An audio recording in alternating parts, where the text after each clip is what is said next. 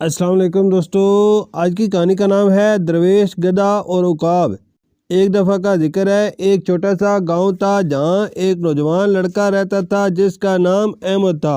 احمد بہت نیک دل اور مددگار تھا، لیکن اس میں ایک خامی تھی، وہ ہر کسی کو اپنی طرح بنانا چاہتا تھا۔ وہ سمجھتا تھا کہ جو چیز اس کے لیے اچھی ہے وہ دوسروں کے لیے بھی اچھی ہونی چاہیے۔ ایک دن احمد جنگل میں گھوم رہا تھا کہ اس نے ایک عقاب دیکھا جو ایک درخت پر بیٹھا تھا۔ عقاب بہت کمزور لگ رہا تھا، شاید بھوک سے۔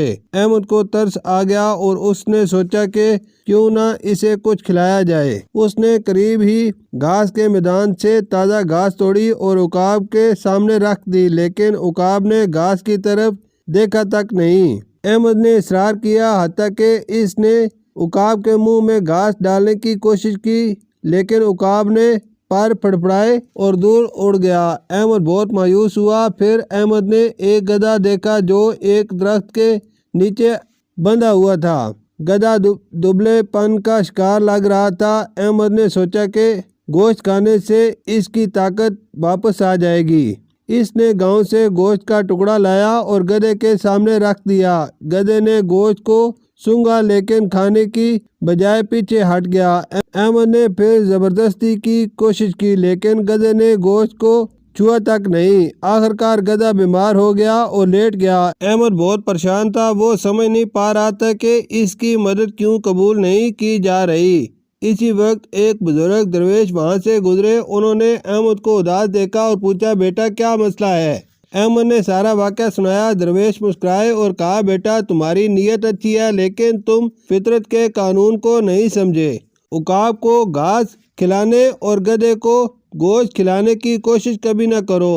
ہر مخلوق اپنی فطرت کے مطابق رہتی ہے۔ عقاب گوشت خور ہے، وہ گھاس نہیں کھا سکتا۔ گدھا گھاس خور ہے، وہ گوشت ہضم نہیں کر سکتا۔ تم ان کی فطرت کے خلاف جا رہے ہو اور اس سے نقصان ہوتا ہے۔ احمد نے پوچھا، لیکن میں نے تو ان کی مدد کرنا چاہی تھی۔ درویش نے جواب دیا، مدد کرنا اچھی بات ہے، لیکن اس طرح نہیں کہ دوسروں پر اپنی مرضی مسلط کرو۔ ہر شخص کی اپنی صلاحیتیں، خواہشیں اور راستے ہوتے ہیں۔ تمہاری ذمہ داری ہے کہ دوسروں کو سمجھو، ان کی فطرت کو پہچانو اور انہیں ان کے حال پر چھوڑ دو۔ جب تم کسی پر وہ چیز مسلط کرتے ہو جو اس کے لیے موزوں نہیں تو تم اسے تکلیف پہنچاتے ہو۔